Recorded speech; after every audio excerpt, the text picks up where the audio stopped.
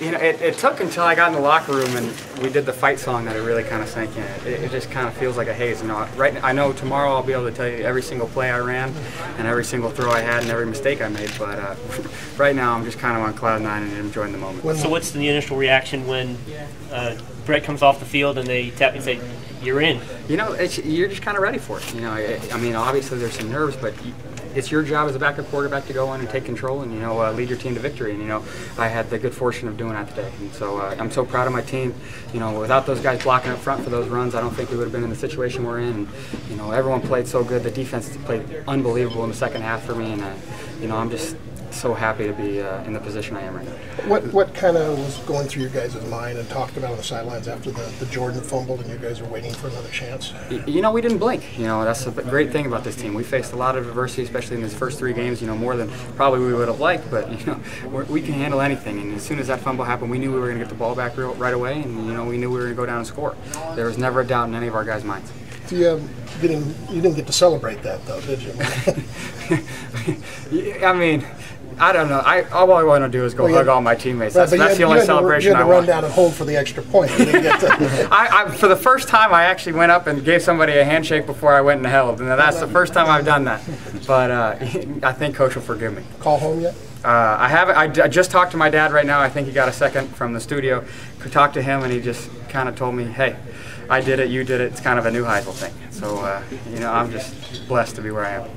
How helpful was it for you when you stepped out there to step in behind an offensive line that was as good as you all have, especially with the experienced center like Jake Brendel, you know, snapping the ball to you? There were multiple times where I would go up to him, hey, what do you think right here? And he'd tell me what play, and then I'd go relay it to the sidelines. And, you know, I would say most of the run game, he was there, you know, driving that bus for us. And I can't thank those guys enough for protecting me up there. And I know we had a few issues in the first half, but second half, I was just the guy in control, and we went down, and then the rest is history. Did you guys try to do a little more as the game progressed? Was it more a little safe and sane at first? Well, the game plan pretty much stayed the same. You know, I know we kept sticking with the run a little bit just because we were getting so many yards. I know it doesn't look big, and it's not a big explosive play, but 4 or 5 yards in a run game is churning it up, and it's kind of like a body shot when you're a boxer. And I said that because the Maidana Mayweather fights tonight, so I'm trying to plug that in real quick. But you know, it just kind of takes their wind out. So, you know, I was more than comfortable handing the ball off, and we had Paul Perkins and Jordan James and Nate back there just killing it. What kind of words of wisdom did you get from Brett after he went out? He just said, smile, have fun. You know, me and Brett have been friends for a while. You know, we talk to each other all the time on the sideline. So for him to be there and try to calm me down and, you know, help me with my own nerves, it was invaluable. Can you talk about that score to Jordan Payton? Take us through that play and your throw and all that? Well, it was a double move. It was a double move, and I looked over, and I know I had single coverage, so I knew I was going to it the whole time. And I looked over, saw the cornerback's eyes, and as soon as I saw his eyes, I go, oh my God, this actually might work. Threw it up, and then the rest is history. He ran a great route, came down with the ball, and you know, we can always trust JP for that, but you know, any guy who was in that situation would have done the same. And you know, it's kind of a great thing about our team. You know, next man up, whoever's ready to go can go. And you know, I love being a Bruin, and I know all my teammates love being a Bruin. You guys hadn't thrown it down the field all that much before that play. For you, was that kind of a moment where you're like, I can finally air it out. I can show something off in this play. Well, it wasn't about showing off. It was more about let's get a touchdown. Yeah. Let's get a victory here. But you know, I would say that we didn't really go downfield much, just because they were basically playing a catch technique. So they were trying to catch us at about 6 yards and then ride them down the field. So it was hard to kind of get down the field with them, especially in the first half when we were going down the field. We had a couple issues with protection, but those got settled in the second half. And you know, the guys up front played great for me, and you know, the plan worked perfectly, and you know, the result speaks for itself. Does being a coach, this had to be like a Hollywood script for you. I mean, you know, coming back like that, they had the momentum. You guys were able to regain it.